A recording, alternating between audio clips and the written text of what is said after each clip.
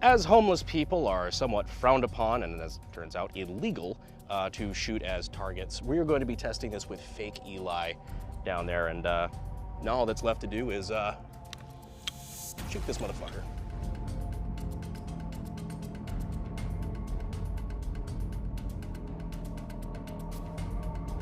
Going hot. Firing. 3, 2, 1.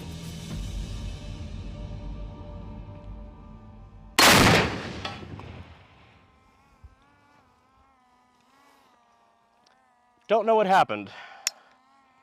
We shall find. That was the lovely Brandon Herrera from the Brandon Herrera YouTube channel. Now, the point in me showing that was, and I don't want to sound like I'm being woke or anything like that, just to prove a point, is basically there's an off-the-cuff remark there about shooting homeless people with RPGs, and then in his eyes, a joke of it not being socially acceptable. Yeah, you're damn right, mate.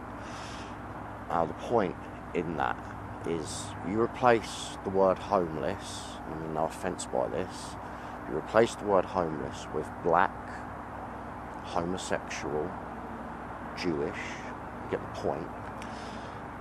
That'd be hate speech.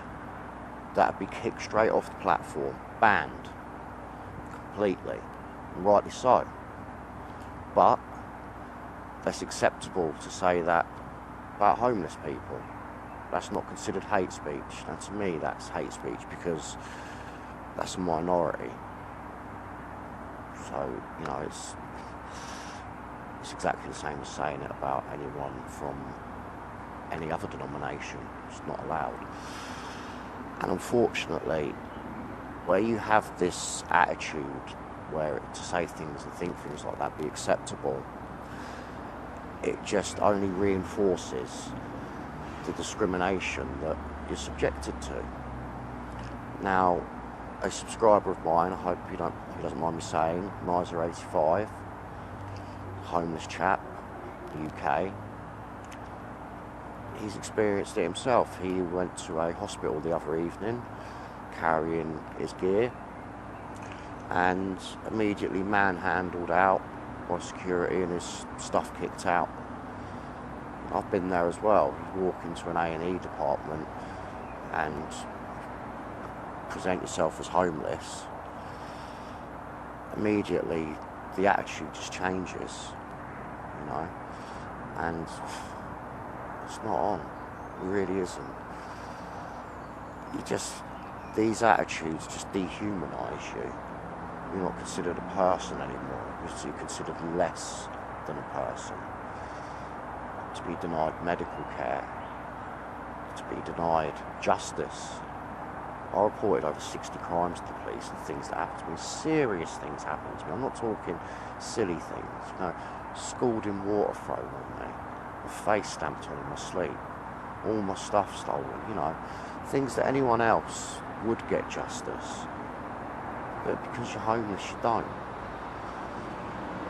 Now, as I've said before, the frontline staff of the police, in my experience, beat police officers, they were lovely, bar a couple. They wanted to do everything they could to help. But the powers that be above them decide what's a priority, what deserves the resources to be investigated.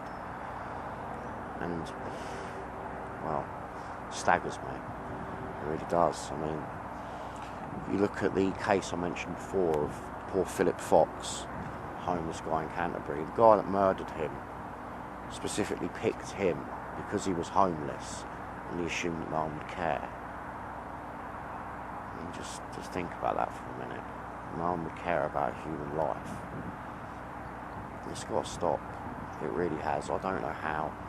All I can do is continue to bring awareness to this and, you know, also hope that maybe YouTube will take action against Brandon Herrera. I've reported that because it is hate speech. Entirely, it is hate speech. As for Nizer85, mate, I feel for you, I really do. And you did the right thing by not reacting. You know, I'm proud of you for that. Because it's not worth it. It really isn't. All you're going to do is reinforce their attitudes I say you've done the right thing, you've reported it. Now, if enough people in these situations who experience these things do report these things, eventually someone's got to take notice, someone's got to take action. You can't just continue to be ignored. You really can't. No, stay strong, mate. Okay? So you do good things will happen. I can't give you an idea on the time frame of that. I've been on this journey for 3 years, and you know, as you've seen, my regular subscribers, just the discrimination that I've had to fight against. You know, it's been tiring. It really has, and I can see why a lot of people do give up. I really can. But you can't. What's the point? You can't give up. Anyway, as for me, the flat purchase it's all still going through. It's just the solicitors, you know, doing their back and forth, and it takes time. It's taken a lot longer than what I was initially anticipating, but I think we really are in the final stages. So fingers crossed. I am thankful for the fact that I'm in a hotel at the minute, and the fact that Dave's helping me. I can't thank the guy enough. I really can't. You know, I'm thankful that I'm in a hotel and I'm safe. I really am, because I couldn't face it again. I really couldn't, to be out there. So I feel for everyone out there. But as I mentioned before, the fact that I am now safe, and my mind's coming to terms with the fact that I'm safe, you know, I'm starting to reflect on the things that I have experienced, and it's something that I'm going to have to get over. I'm going to have to deal with. Now, I talk about mental health because I hope that others who are struggling will speak about it, because we don't live in a day or an age anymore where it's something you should be ashamed of. It really isn't. I think anyone that can stand up and speak about it just takes balls. It really does. So talk, please.